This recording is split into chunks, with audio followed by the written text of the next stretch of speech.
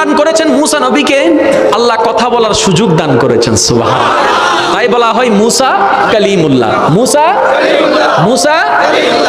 মুসা নবী আল্লাহর সাথে যখনই কথা বলতেন, তুর পাহাড়ে গিয়ে আল্লাহর সাথে কথা বলতেন।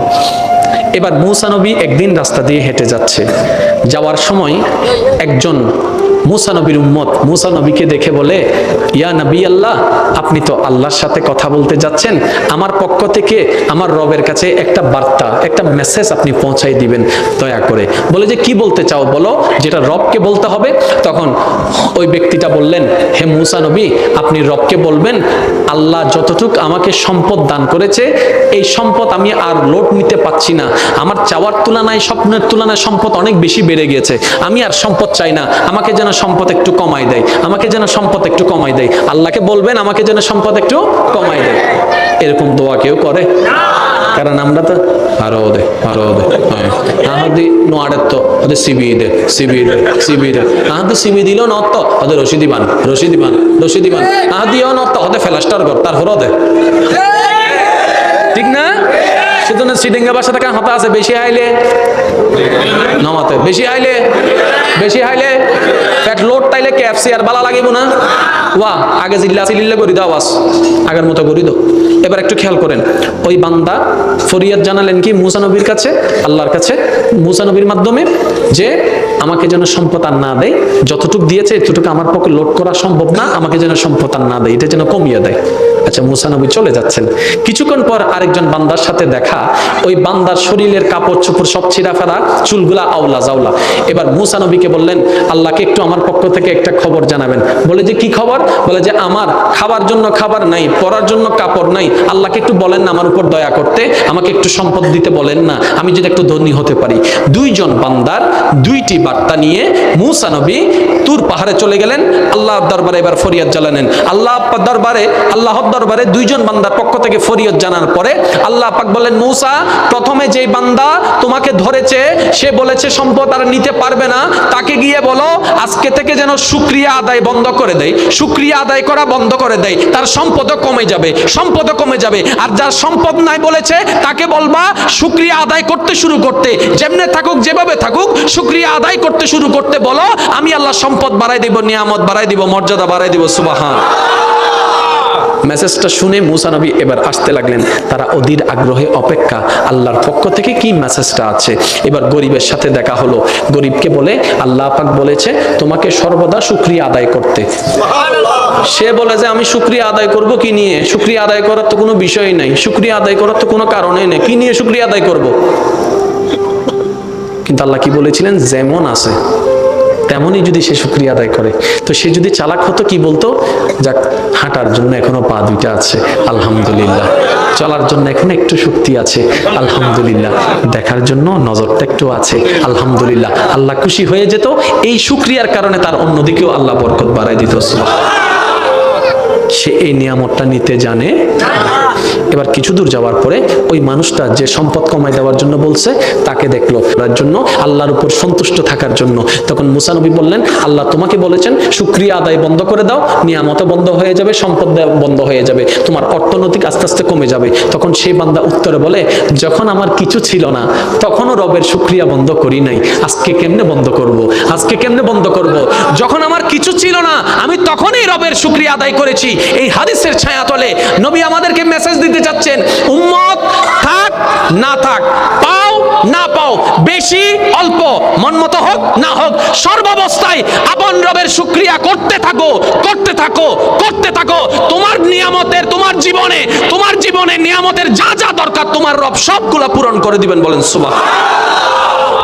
এবার মৌলা আলীর একটা হাদিস শুনেন, বলবো? জোরে বলেন না, বলবো? দেখেন ইসলাম কত সহজ, পরকাল কত সহজ। হযরত আলী রাদিয়াল্লাহু তাআলা বলে, আল্লাহ থেকে অল্প পেয়ে তুমি খুশি হয়ে যাও, আল্লাহ হাসরে তোমার অল্প আমলে খুশি হয়ে যাও। হাই, যে বান্দা আল্লাহর থেকে পাওয়া অল্প নিয়ামতে খুশি হয়ে যায়, যাক আলহামদুলিল্লাহ অনেক বেশি পাইছে, আল্লাহ তার হাসরের ময়দানে যাওয়ার পরে অল্প আমল দেখলেও খুশি হয়ে যাবে। এবার সত্যি করে বলেন, আমরা কি খুশি হতে পারি? সত্যি করে বলেন, আমরা খুশি হতে পারি? পারি না বলেই আজকে আমাদের জীবনে এত দুঃখ, এত কষ্ট। আজকের মাহফিল থেকে চলেন আমরা একটা আমল শিখার চেষ্টা করি, বুঝি না বুঝি, পক্ষে বিপক্ষে, শত্রু হোক বন্ধু হোক, দিন হোক রাত হোক, ব্যথা লাগুক সুস্থ লাগুক, যেমন তেমন, শুধু জবানে একটা জিনিস থাকবে, আলহামদুলিল্লাহ আলহামদুলিল্লাহ আলহামদুলিল্লাহ আলহামদুলিল্লাহ আলহামদুলিল্লাহ, পাইলেও আলহামদুলিল্লাহ, না পাইলেও আলহামদুলিল্লাহ। আর কিচ্ছু দরকার নাই। আপনি যে ডিপ্রেশনের ওষুধ খুঁজছেন, আপনি যে মন খারাপের ওষুধ খুঁজছেন, কই ফার্মেসিতে পাবেন না, কিন্তু রবের কাছে চলে যান, ওইখানে পাবেন। রব বলবে তোর মন খারাপ হয়েছে, তোর ডিপ্রেশন হচ্ছে, কোথায়? তোর অশান্তি মনে। আর সেই মনের খাবার হচ্ছে, রিজিক হচ্ছে আলা বিযিক্রিল্লাহে তাতমাইন্নুল কুলুব। ওই অন্তরকে রবের নাম শুনাই দে, মনে এমনি শান্ত হয়ে যাবে। এখানে অনেক আমার যুবক যুবতী বোনেরা আছেন, ভাইয়েরা আছেন, আপনারা একটু খেয়াল করবেন। অনেক সময় মন খারাপ হয়ে যায় না? বলেন না, অনেক সময় মন খারাপ হয় না? মন খারাপ হলে জানি কি শুনেন? হাই, অনেক সময় মন খারাপ হলে আমরা গান শুনে মন ভালো করার চেষ্টা করি। এটা কি চালাকি না বোকামি? আপনি নিজে একটু বিবেচনা করে দেখবেন। কারণ গান আপনাকে আমাকে সর্বদা অতীতের দিকে নিয়ে যায়। আর আমাদের অতীতে সুখ বেশি না দুঃখ বেশি? সেজন্যই তো আপনি অতীত নিয়ে এত কান্দেন, ঠিক না? অতীতে দুঃখ বেশি, তো গান শুনে আবার দেখি অতীতের দিকে ফিরে চলে যাচ্ছেন। আমি বলি বোন, আমি বলি ভাই, মনটা যদি বেশি খারাপ হয়, অনেক কিছুটা ট্রাই করেছেন, সাময়িক কিছুটা শান্তি পান, আবার সে আগে ডিপ্রেশনে চলে যাচ্ছেন। মন খারাপ, এটাও ভাল লাগে না, সেটাও ভাল লাগে না, কফিও ভাল লাগে না, চাও ভাল লাগে না, কোনো কিছু ভাল লাগে না। আমি বলি ভাই একটা কাজ করেন, আমি বলি বোন একটা কাজ করেন, সব কিছু বাদ দিয়ে যাই নামাজটা একটু বিছাই নেন, বিছাই নিয়ে চোখটা বন্ধ করেন, বন্ধ করে দাঁড়ায় থেকে ডাইরেক্ট সিজদায় চলে যান। কিচ্ছু পড়ার দরকার নাই, অজু বানানোর দরকার নাই, শুধু এতটুক মাথাটা ঝুকান আর মনে মনে বলেন আমি আমার রবের দরবারে ঝুঁকে গেলাম, আমি আমার রবের দরবারে ঝুঁকে গেলাম, আমার মাথাটা রবের দরবারে ঝুঁকাই দিলাম। কিচ্ছু পড়ার দরকার নাই ভাই, কিচ্ছু পড়ার দরকার নাই বোন, আপনি শুধু চোখটা বন্ধ করে সিজদার মধ্যে পড়ে থাকুন। আপনার রব তাকায় আছে, আপনার এই ব্যস্ত মন, আপনার এই অশান্তি মন, আপনার এই ব্যথাতি মন, আপনার এই ব্যথিত মন, আপনার রব তাকায় আছে। আপনার রব দেখছে বান্দার মন খারাপ, কিন্তু কারো দিকে যায় নাই, রবের কাছে গিয়েছে। রবের কাছে গিয়েছে কোন রব? যিনি শান্তিদাতা, যিনি শান্তিদাতা, যিনি সুখদাতা। ওই রবের কাছে যখন শান্তির জন্য আপনি যাবেন, মাথাটা ঝুঁকাবেন, 5টা থেকে 6টা মিনিট থাকেন, আপনি নিজেই বলবেন সিজদা থেকে ওঠার সময় মনটা কেমন জানি ফ্রেশ ফ্রেশ লাগতেছে। কখনো মন খারাপ হলে করে দেখবেন, নগদ প্রমাণ পাবেন। হদনা মন খারাপ হলে অন্ধে যায় রে, আহাদি বদ্দা ক্যাঙ্গার অর্ধে, ওদের টেনশন কি কি আহদি বানান্যওয়ালায় নেব, তোর কি টেনশন? ওষুধ দিই না কি বল দিলে আবুল বিরিয়া হগো, আবুল বিরিয়া হটিয়ে ইয়া আছে না আর যারা আবুল বিরিয়া হয়নি তোর কিন্তু এক চালাক আছে, এটা ইউ রাখতো তো, ঠিক না? গভীরে 4 ভাগে ভাগ করে হয়তো নয় নামা থেকে মানুষ। সিগারেট যারা বানিয়েছে তারা কি ওই সিগারেটের ভিতর কোনো ওষুধ দিয়েছে? তাহলে আপনার যে ডিপ্রেশন টেনশন কমে যাচ্ছে কেন মনে হচ্ছে? শুনেন, এটা একটা সাইকোলজিক্যাল ব্যাপার। আপনি যদি মনে করেন যে এটা পানিটা খেলে আপনার মাথা ব্যথা চলে যাবে, অথবা আপনি যদি পানিটা খেলে আপনার টেনশন কমে যাবে, যদি আপনার মনে হয়, দেখবেন পানিটা খাওয়ার পর আপনার মন খারাপ চলে যাবে। এটা একটা সাইকোলজিক্যাল ব্যাপার, এটা দয়ার বিষয় নয়, ঠিক আছে? কিন্তু আপনি যখন সিজদায় চলে যান, নবী বলছেন যখন তোমরা সিজদায় যাও, জমিনে তোমাদের কপালটা লাগে না, রহমানের দরবারে গিয়ে লাগে। তাহলে আপনি যখন সিজদায় যান তখন একদম কাছে চলে যান কার? আরো জোরে বলেন। আপনি তখন আল্লাহর কাছে চলে যান, রহমতের অনেক কাছে চলে যান। এত মূল্যবান একটা জায়গার মধ্যে আপনি আমি গুরুত্ব না বুঝার কারণে অনেকে সিজদার মধ্যে দেরি হলে কাশি মারে। মসজিদে শুনেন না, অনেক সময় সিজদার মধ্যে যদি ইমাম সাহেব একটু দেরি করে, পিছন থেকে একজন কি রে ভাই ঠান্ডা লাগি না, হদে না হুজুরের মিস কল মসজিদে, আদি কেন মারলি হুজুরের মিস কল, হদে ওই হাসি দি মসজিদে, আর শেষ হই তোমার শেষ হইলে হুজুর হ না তোমার শেষ হইলে, এই নামাজে আপনাকে জান্নাতে নিবে? আমাদেরকে জান্নাতে নেওয়ার মতো কোনো আমল আমাদের কাছে আসলে, সেজন্য শর্টকাট পদ্ধতি বলি, ঈমানটাকে মজবুত রাখবেন। আল্লাহ, নবী, রসুল, কোরআন, ফেরেশতা, পরকাল, কবর, হাসর, জান্নাত, জাহান্নাম, যত কিছু আছে শুধু চোখ বন্ধ করে বলবেন মানি বাস মানি, মানি বাস মানি, মানি বাস মানি, ঈমান কমপ্লিট। ঠিক আছে? আর এখন আমল করার পালা। নামাজটার দিকে আসুন। ভুল হোক শুদ্ধ হোক করার চেষ্টা করুন। এই ভুল করতে করতে শুদ্ধ চলে আসবে। ভুল করতে করতে শুদ্ধ চলে আসবে। প্রথম থেকে যদি শুদ্ধ করতে চান, আলহামদুলিল্লাহ, এটা উদয় আর নহর আগে তার হতে জিল্লা ভারো চিল্লা ফসছো না, এটা যাতে প্রেমত ফরি যাব। ও বাপ, যে সুন্দর হত কবিতা ফুললাম, কিন্তু কোরআনের মতো এত মজা নাও ভাই। যেদিন না মজা বুঝে যাব, হেডফোন দিয়ে সূরা রহমানও নিব, হেডফোন দিয়ে সূরা ইয়াসিনও নিব, বারবার অন্য ফারাদ্দা শিখার দেরি উনতে উনতে উনতে উনতে দেব দেখি রে। যত উনের তত মন শান্তি হর, যত উনের তত জ্ঞান জানি শান্তি লাগে, যত উনের মানচুল্লাহ সহ্য করতে মনে না হর, যত উনের মানচুল্লাহর জায়গা আগে করতে মনে না হর। ইটা তখন যাতে কোরআনের প্রতি ফেন চলে যাবো, এটা আস্তে আস্তে শিখা শুরু করিব, যাতে শিখিয়ে ফেলাইবো। এত একদিন হবো দেয় আলহামদুলিল্লাহ রাব্বিল আলামিন الرحمن الرحيم مالك يوم الدين إياك نعبد وإياك نستعين اهدنا الصراط المستقيم صراط الذين أنعمت عليهم غير المغضوب عليهم ولا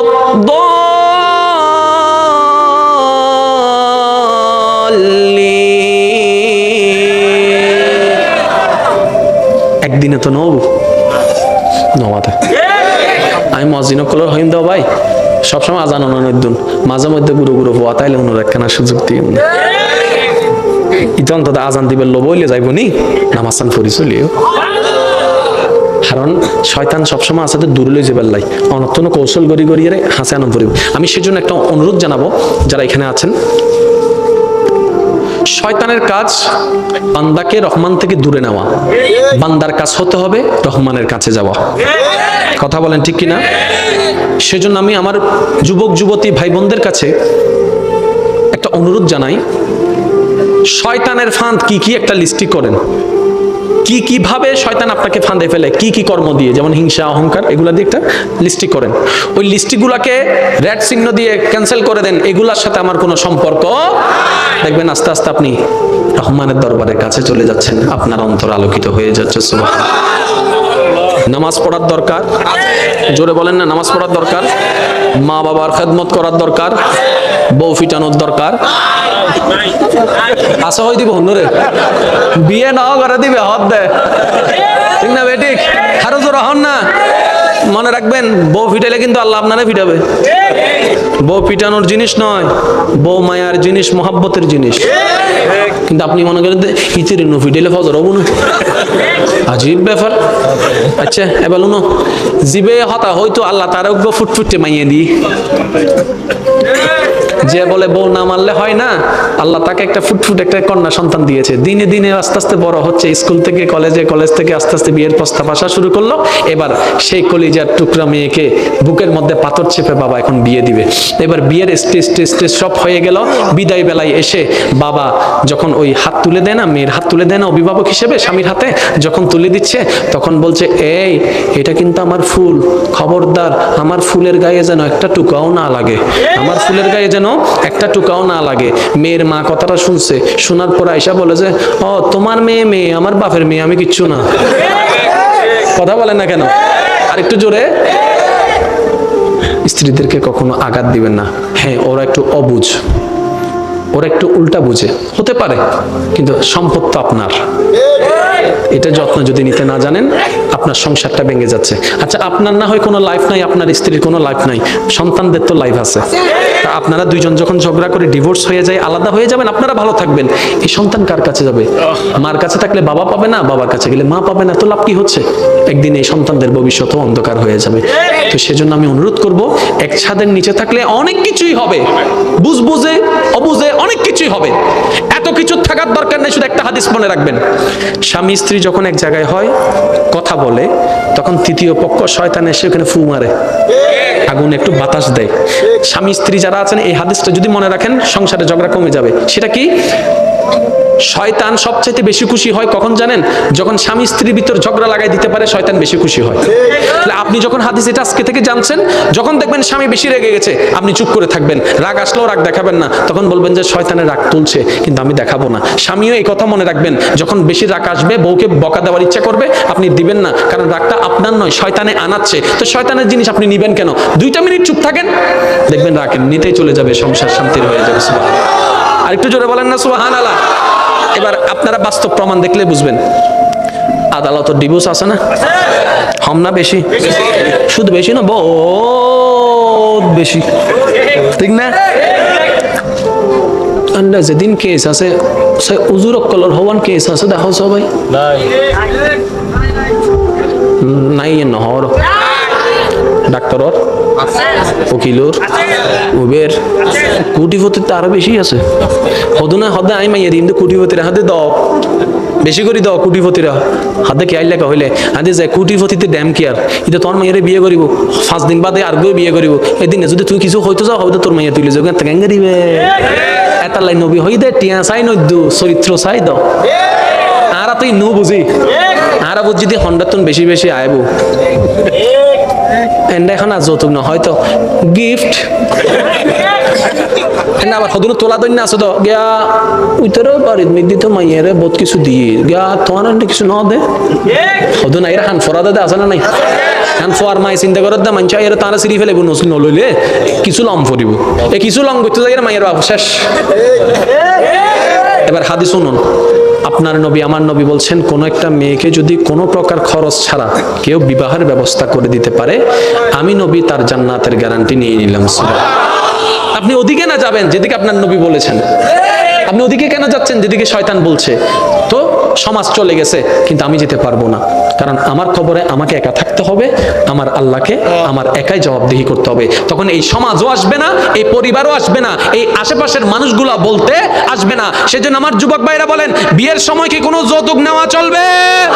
আরেকটু জোরে বলেন যৌতুক নেওয়া চলবে?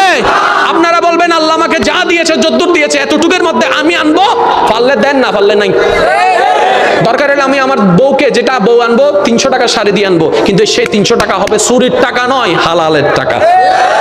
আপনার বউকে বলবেন বউ এটা আমি 300 টাকা দিয়ে কিনেছি, বউ অবাক হয়ে যাবে সবার শাড়ি 5000 টাকা, তোমার শাড়ি 300 টাকা, এটা আমাকে কেমন গিফট করলা? তখন আপনি বলবেন 5000 টাকা দিয়ে আমি চাইলে পারতাম, কিন্তু সেটা হতো অন্যায়ের টাকা, চুরির টাকা, লোভের টাকা, বাটপাড়ির টাকা।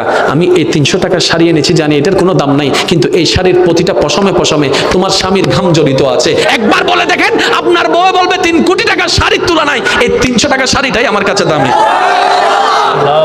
বলে দেখবেন একবার। আপনারা তো অনেক সময় বলেন মাইয়া ফকলে শুধু হতে দেয় দেয়, না না ইতারা হতে সবচাইতে বেশি কি চাই হত্যারা না মায়া আছে ওয়াদে ইতারা টিয়া জোর হন না টিয়া।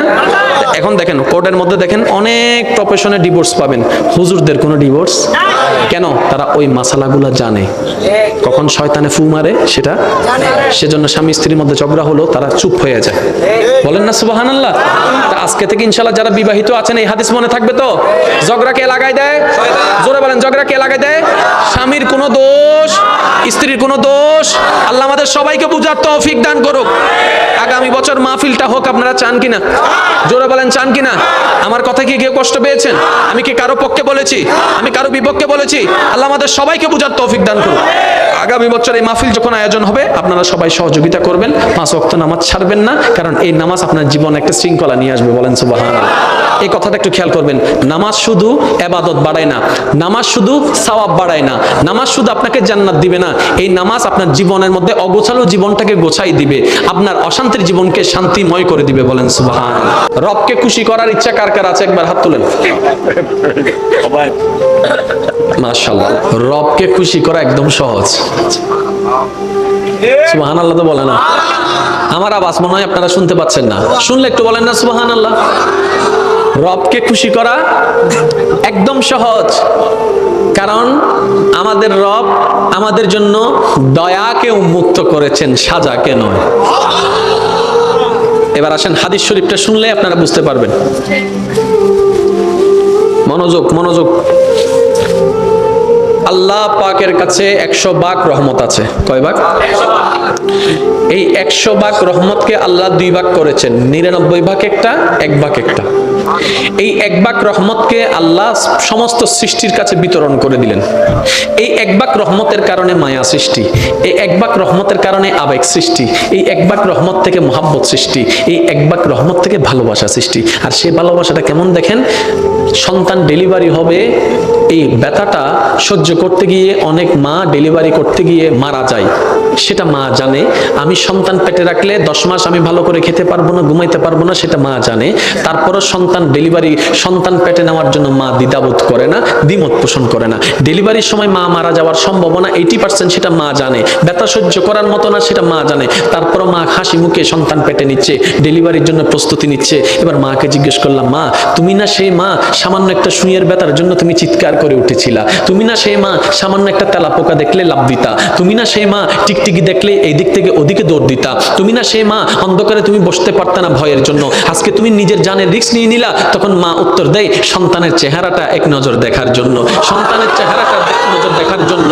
এবার ডাক্তার যখন এমন পরিস্থিতিতে চলে গেল, মা হয়তো মা বাঁচবে না হয় সন্তান বাঁচবে, এমন একটা ক্রিটিক্যাল পরিস্থিতির মধ্যে যখন চলে গেল, ডাক্তার এবার আসলো অভিভাবকদের কাছে, আপনারা বন্ড সাইন দেন, আমরা অপারেশন থিয়েটারে ঢুকাবো। এখন আপনারাই সিদ্ধান্ত নেন, কাকে বাঁচাবো, মাকে বাঁচাবো নাকি সন্তানকে বাঁচাবো? একে জিজ্ঞেস করে, এ বলে যে মাকে বাঁচাও, ও বলে যে মাকে বাঁচাও, ও বলে যে মাকে বাঁচাও, ও বলে যে মাকে বাঁচাও। কারণ সবার মাথার চিন্তা, মা যদি বেঁচে থাকে সন্তান আবার আসবে, মা যদি বেঁচে থাকে সন্তান আবার আসবে। সবার একটি কথা, মাকে বাঁচাও, মাকে বাঁচাও, মাকে বাঁচাও। এবার ডাক্তার কৌতূহল বশত মাকে একবার জিজ্ঞেস করলো, সবাই বলছে মাকে বাঁচাতে, একটু আপনি বলেন না আমরা এই দুইজনের ভিতর কাকে বাঁচাবো, আপনাকে বাঁচাবো নাকি সন্তানকে বাঁচাবো? তখন মা, একমাত্র মা, সে উত্তর দেয়, একমাত্র মা তখন চিৎকার করে বলে, ডাক্তার আমার সন্তানকে বাঁচান, আমার সন্তানকে বাঁচান, আমার সন্তানকে বাঁচান। ডাক্তার অবাক হয়ে তাকায় রইল, সবাই বলছে আপনার কথা, আপনি বেঁচে থাকলে তো সন্তান আরেকটা আসবে, আপনি কেন সন্তানের কথা বলছেন? এবার মা 2 চোখের পানি ছেড়ে দিয়ে বলে, আমি তো দেখেছি সূর্য কেমন,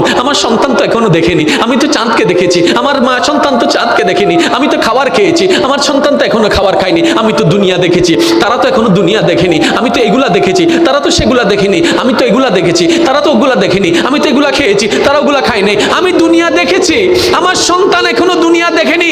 ডাক্তার আমার আর দুনিয়া দেখার দরকার নাই, আমার সন্তানকে দুনিয়া দেখার ব্যবস্থা করে দেন, আমার সন্তানকে দুনিয়া দেখার ব্যবস্থা করে দেন। একজন মা সন্তানের প্রতি এই মায়া, ওই 1% ভালোবাসার অংশ, 1% ভালোবাসার অংশ।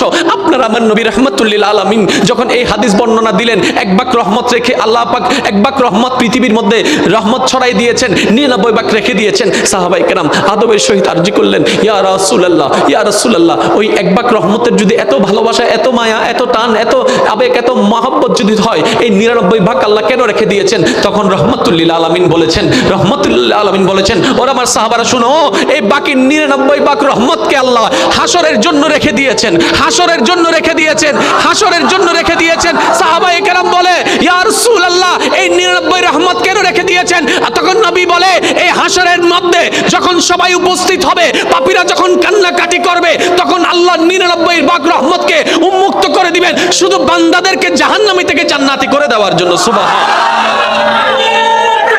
আল্লাহু আকবার।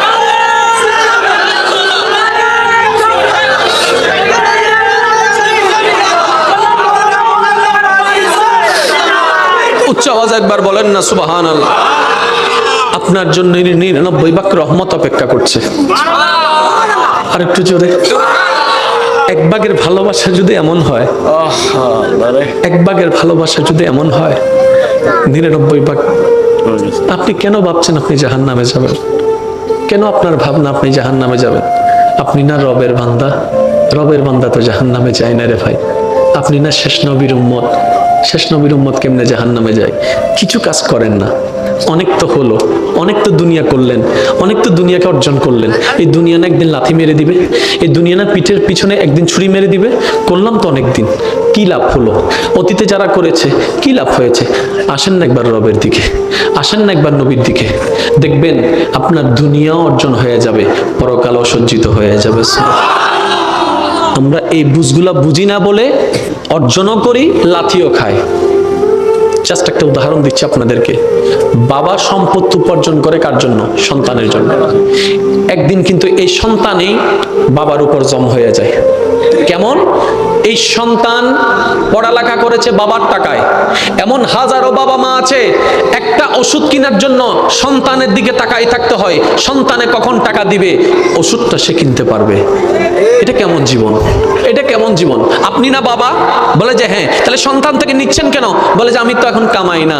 আমি বললাম আপনি সিস্টেমেই জানেন নাই ভাইজান। আপনি অতটুক কামান, অতটুক ব্যবস্থা করেন, আপনি সন্তানকে দেন, কিন্তু আপনি মরণ পর্যন্ত যেন কারো থেকে টাকা চাইতে না হয়, কারো টাকায় ওষুধ কিনতে না হয়, ওই রকম এবিলিটি নিজের মধ্যে তৈরি করে ফেলুন। তাওয়াক্কুলটা আল্লাহর উপর রাখবেন, যেন মরণ পর্যন্ত সন্তানের টাকায় চলতে না হয়। সন্তান যেন আপনার সামনে বড় করে একটা কথা বলতে না পারে, বাবা তোমার ওষুধের টাকা দেওয়ার টাকা আমার কাছে নাই, চিকিৎসার খরচ দেওয়ার মতো খরচ আমার কাছে নেই, এই কথা যেন সন্তান বলতে না পারে, সন্তানের বউ বলতে না পারে, মেয়েরা বলতে না পারে। আপনাকে সেই ব্যবস্থা এখন থেকে করতে হবে। আপনি 20 বছর চাকরি করবেন, আপনি দিয়ে যাবেন, যখন আপনার ইনকাম বন্ধ হয়ে যাবে ভিক্ষুকের মতো সন্তানের দিকে তাকাই থাকতে হবে। এমন জীবনের চাইতে তো মরণ অনেক ভালো হয়ে যাবে, মরণ অনেক ভালো হয়ে যাবে। আল্লাহ পাক বলে বান্দারে তুই যদি আমাকে সন্তুষ্টি করে চলতি, বুড়া অবস্থায় ব্যবস্থা আমি করে দিতাম। বলে সুবহান।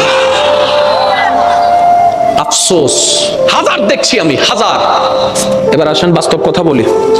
টাকা যার পাওয়ার তার। কথা বলছেন না কেন? টাকা যার। আজকে যারা টাকা কামাচ্ছেন, ইয়ং আছেন, ছেলে আছেন, সময় আপনাদের জন্য আসতেছে এটা, কারণ বাপ হবেন তো কিছুদিন পর। হাসেন আর যাই করেন, বাপ হচ্ছেন তো। এবার আসেন, যারা টাকা কামাচ্ছেন আপনাদের কাছে অনুরোধ, যারা সন্তানের বাবা মা আছেন আপনাদের কাছে অনুরোধ, আপনি মরে গেলে সম্পদ এমনিতেই হয়ে যাবে সন্তানদের, কিন্তু কখনো বেঁচে থাকতে সন্তানদের নামে জায়গা ভাগ করে দিবেন না। কারণ বেশিরভাগ গন্ডগোল লাগে ভাগ করে দেওয়ার পরে, তখন আর কেউ মা চিনে না, বাপ চিনে না। অন্তত এই মানুষগুলা সম্পদ পাওয়ার লোভে হলো মার সেবাটা করবে, বাবার সেবাটা করবে, বউটাও একটু মান্য করবে, ছেলেটাও একটু মান্য করবে, কারণ না হয় সম্পদের ভাগ চলে যাবে। কিন্তু আপনি কি করবেন? গোপনে গোপনে সন্তানের নামে সে জমিন, সে দলিল আপনি বরাদ্দ করে দিবেন। আমার বড় ছেলে, মেজে ছেলে, ছোট ছেলে, মেয়ে সবার নামে আপনি বরাদ্দ করে দিবেন। ইসলামী শরীয়তের নিয়মে আপনি বরাদ্দ করে দিবেন, কেউ জানবে না। দলিলে লেখা থাকবে এই দলিল আমি বুড়া, আমার বুড়ি মারা যাওয়ার পরে বাস্তবায়ন হবে। তারপরে দেখবেন যে পূজা পূজা করবে আমা, ঠিক না ভাই? ঠিক। অনেকের কষ্ট লাগছে, আর আমি কারো দাবদারি না, কারণ আমি ওয়াইজ দিয়ে চলি না। আল্লাহ আমাদেরকে চলার সাম্রাজ্য দান করেছেন। দাওয়াত দিয়ে গেলাম আলামিন বাড়ি, একটু ঘুরে আসবেন, শুধু একটু ঘুরে আসবেন, যে তখন হবে তো বা মোকারম বাড়ি, তার তো দিন আছে তিবে তো আর ভিক্ষা করেন না হরে, কারণ ভিক্ষা করি একমাত্র মৌলার দরবারত মাইনসুর হাসান। এবার আসেন একটু খেয়াল করেন, 100 ভাগের রহমত 1 ভাগ আল্লাহ দিয়ে দিলেন, 99 ভাগ রেখে দিলেন আপনাকে আমাকে বাঁচানোর জন্য। কথা বলেন ঠিক না? এবার সেই আল্লাহর রহমত থেকে আল্লাহ কি বলছেন? লা তাকনাতু মির রাহমাতিল্লাহ, আমার রহমত থেকে কখনো তোমরা নিরাশ হয়ো না। এবার টোটাল বিষয়টাকে আমি একটু গোছাই নিচ্ছি। কালকে কবরে যেতে হবে, বলেন না? পরশু হাসর উঠতে হবে, তারপরে আল্লাহর বিচারের কাঠগড়ায় দাঁড়াইতে হবে। কি নিয়ে যাচ্ছেন? কোনো কিছু নাই। কি দিবেন আল্লাহকে? দেওয়ার মতো কিছু নাই। কি আছে দেওয়ার মতো? হিংসা আছে, অহংকার আছে, দুশমনি আছে, অন্যের জায়গা লুণ্ঠন করা আছে, অন্যের ভাগ নেওয়া আছে, অন্যের সম্পদ মেরে খাওয়া আছে, কারো মনে অন্যায়ভাবে কষ্ট দেওয়া আছে। এগুলা ছাড়া তো আল্লাহকে দেওয়ার মতো কোনো কিছু, তো বাঁচার তো কোনো উপায় নাই। আল্লাহ যে আপনাকে কতটুকু ভালোবাসে ভাইয়েরা, বোনেরা, আপনারা যদি বিশ্বাস করেন না, এটা যদি একবার বুঝতে পারেন যে আপনার রব আপনাকে কতটুকু ভালোবাসে, আপনার আর দুনিয়া ভালোবাসতে ইচ্ছা করবে না। তখন ইচ্ছা করবে মন প্রাণ উজাড় করে আপন রবকে ভালোবাসার জন্য। বলেন না সুবহান? আর একটু জোরে বলেন। এবার মনোযোগ আছে তো সবার? শেষ করে দিই, ফিসনের গুণ হতে শেষ করে দিই। ভালো আমি কিন্তু আন্দানো দেখি রে ভাই, ফিসুতে মানুষ সদ্দরি আত্মরণ চাই। ও আল্লাহ রে, দুগুণ সাই ফিসনের ভাই একবার হনছে মারহাবা, ইতারা ফিসনের ভাই ফানলার ইতারা হই দি আরবার হন মারহাবা, সুবহানাল্লাহ একবার হন। আওয়াজ উনি বুঝা যাতে মানুষ সময়ই না, মানুষ সময়ই সাই যদুন আল্লাহর বান্দারে বসুন দেখুন একবার চিল্লে হনছে মারহাবা। মাশাআল্লাহ, সিডেঙ্গে মানুষ তো, বিরিয়ানির আওয়াজ, বিরিয়ানি হেভি বিরিয়ানি। আল্লাহ আমাদের সবাইকে কবুল করুক, আমিন। ইয়া নবী সালাম।